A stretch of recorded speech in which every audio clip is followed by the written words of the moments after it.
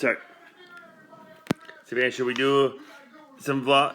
I'd read you the story. I want my monster.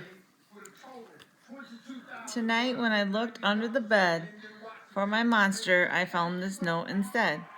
Gone fishing, back in a week. Gabe. What was I going to do? Stop! I can't see. Move! I needed a monster under my bed. How was I supposed to get sleep if my monster was gone?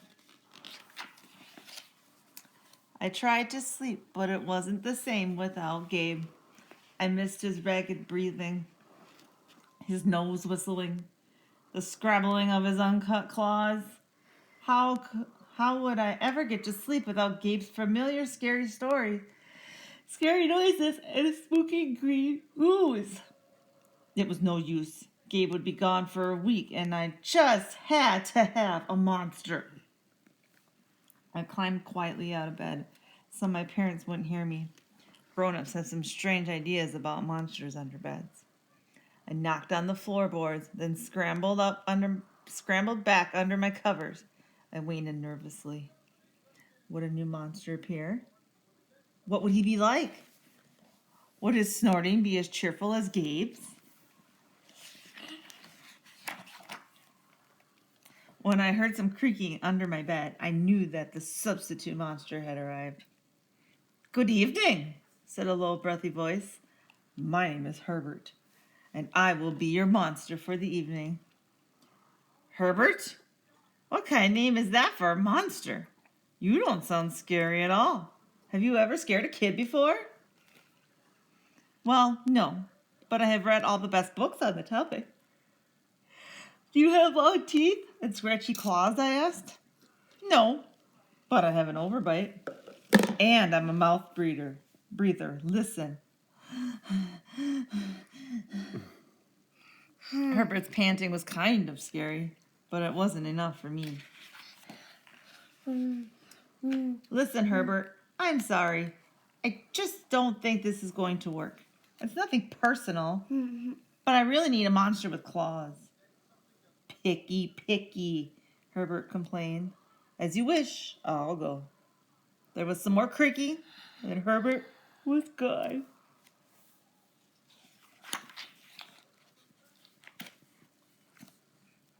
Some scratching warned me that a second monster had appeared. Yes, it's okay.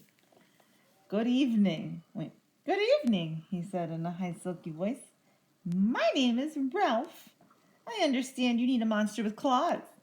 If you would please lean over, I will hold out an arm for inspection. I crouched on the edge of the bed, hoping to see a horrible, shaggy arm with sharp, ragged nails.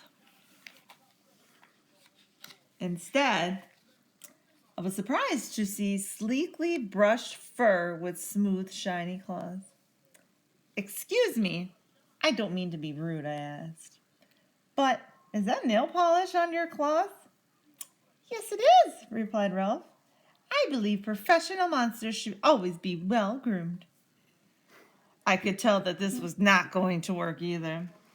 I'm sorry to disappoint you, Ralph, but I need a monster with scary claws. Like Gabe's, I thought. I heard some more scratching, and I knew Ralph was gone. A minute later, a third voice from under the bed rasped. Check out these claws, kid. I gathered my courage and peered over the edge. The claws were impressive, jagged and dark and razor sharp. So far, so good. I was a little nervous. Could you stick out your tail? I whispered. Sure. But don't get scared. Oh no, man, what's gonna happen? I peeked through my fingers at the slimy tail slithering over the foot of my bed. That's when I noticed the bow. Yeah. Are you a girl monster? Of course I am, she snapped. I'm Cynthia. Do you have a problem with that? Yeah, I do, I admitted. I definitely need a boy monster. Boy monsters are for boys, and girl monsters are for girls. Everyone knows that. Well, aren't you a picky one, she sniffed. And then she was gone. Was I being too picky? No. I knew that my monster needed to be well-clawed and menacing. The whole point of having a monster, after all, was to keep me in bed, imagining all the scary stuff that could happen if I got out. You gonna find one? Then I heard a shuffling noise and some slobbering. A fourth monster was under my bed. Hey, the name's Mac. One look at his claws proved that Mac was a big, scruffy boy monster.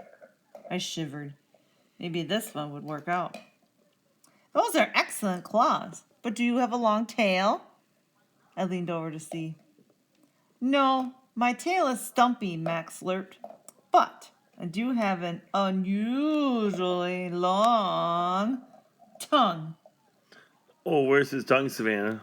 Why would I be afraid of a long tongue, I asked. Oh, I don't know, he said, trying to sound terrifying. You never know when I might lick you. I fell back on the bed, laughing. Well, if you're not even going to try to work with me, Max whined. I held in my giggles. I really don't think you should send me away, he warned. Kids who reject 5 monsters in one night. I did not reject 5 monsters tonight, I interrupted. My regular monster went fishing. Fishing, eh? Maybe he just left because you're so picky. Fine, I'm out of here. But I wouldn't expect another monster tonight if I were you. How was I ever going to get to sleep without my monster? I was surprised to hear more creaking under the bed. Loud creaking with scratching. I thought no more monsters were going to appear tonight, I said. Sorry I'm late, kid. Phew, it was Gabe. I thought I would enjoy fishing, but I didn't, he explained. Those fish scare too easily. No challenge at all. You, however, are challenging, my friend. You're almost too old to be afraid of monsters. You keep me on my toes. Ha ha, toes. A delicious snack. The bed quivered as Gabe's stomach rumbled with hunger. Now, if you don't mind, I'd like to start the evening with an ominous pool of drool. I peeked over the edge of the bed. Green ooze spread soundlessly from underneath. Then the bed trembled as Gabe unfurled his spiked tail. He was daring me to guess where he might pop up. I shivered. So, you had some substitute monsters tonight, Gabe said, sharpening his claws on my bedpost. Were you scared? Savannah, you done watching? Listening? Yeah, I am still listening. Then Gabe started tapping. I could tell he wanted to know if I still needed him. No other monster can scare me like you, I giggled, diving under my covers and pulling them up tight. Through the blanket, I heard Gabe's soft, comforting snorts. Ha! I knew it. We're made for each other, he growled. When my blanket started to slip off the bed, I knew Gabe was ready to eat. Now, if you could please stick out your foot, he said. I'd like to nibble your pinky. I yanked my blanket back up and scrunched my feet in so Gabe couldn't get them.